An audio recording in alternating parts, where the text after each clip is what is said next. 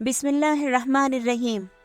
ام Uzair voice channel میں آپ کا خیر مقدم ہے۔ سلطان صلاح الدین ایوبی کی شخصیت۔ بہاؤالدین ابن شداد صلاح الدین کے معاصر سوانحگاروں میں سے ایک کے مطابق سلطان صلاح الدین ایک متقی مسلمان تھے۔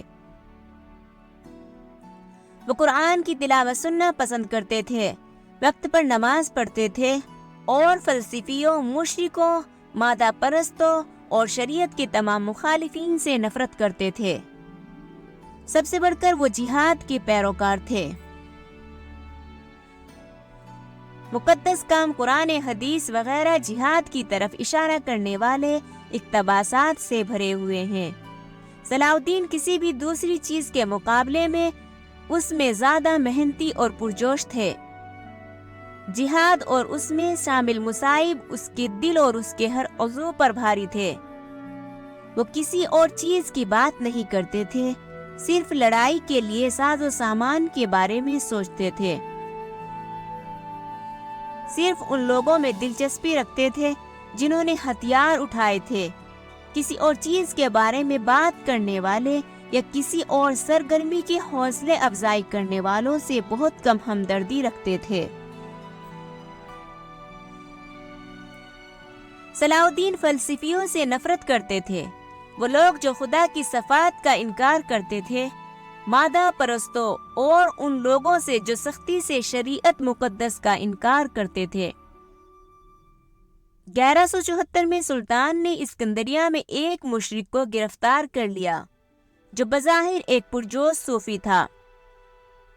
صلاح الدین مصر و شام نے سنی مدرسوں میں خانقاہ و صوفی مدرسوں کے سرپرست کی حیثیت سے صوفی ازکم کے حامی تھے، لیکن انہوں نے اپنے بیٹے کو صوفی فلسفی یحییٰ سہروردی متوفی 578 ہجری قمری کو پھانسی دینے کا حکم دیا، جو 1191 میں حلب میں مارے گئے تھے۔ صلاح الدین کے سوانحگاروں میں ابن شداد، جنہوں نے سلطان کو مستقل طور پر ایمان کے مثالی محافظ کے طور پر پیش کیا ہے، اس واقعے کو خیرات، نماز، روزہ اور حج میں صلاح الدین کی تقویٰ پر ایک باب میں شامل کیا۔ سہروردی نے روشنی کا فلسفہ بڑھایا اور کہا گیا کہ اس نے شریعت مقدسہ کا انکار کیا اور اسے باطل قرار دیا۔ علماء کے ارکان سے مشاورت کے بعد صلاح الدین نے سہروردی کو پھانسی دینے کا حکم دیا۔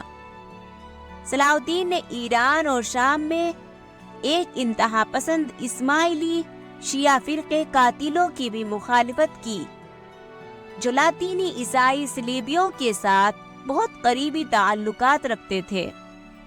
صلاح الدین نے عیسائی صوفیوں کو مصر میں خوش آمدید کہا اور انہوں نے ان کے پیروکاروں نے بہت سے خانقاہوں اور زوایوں کی بنیاد رکھی اور ان سے نوازا، جن میں سے المقریزی نے ایک لمبی فرصت دی ہے، لیکن ابھی تک یہ واضح نہیں ہے کہ صلاح الدین کی خانقاہ میں دلچسپی دراصل کیا تھی اور وہ خاص طور پر مصر سے باہر کے صوفیوں کو کیوں چاہتے تھے۔ ان سوالوں کا جواب ان صوفیوں کی اقسام میں پوشیدہ ہے جنہیں وہ راغب کرنا چاہتے تھے۔ صوفیوں کے مصر سے باہر سے آنے کا مطالبہ کرنے کے علاوہ وقفیہ نے واضح کیا ہے کہ وہ ایک خاص قسم کے ہیں۔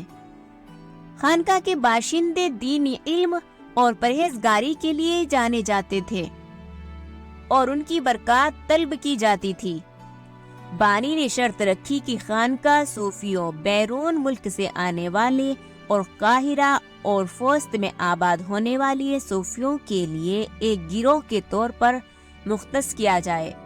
اگر وہ نہ مل سکے تو یہ فقیہ، شافعیہ، مالکی اور اشعری کے لیے ہوگا۔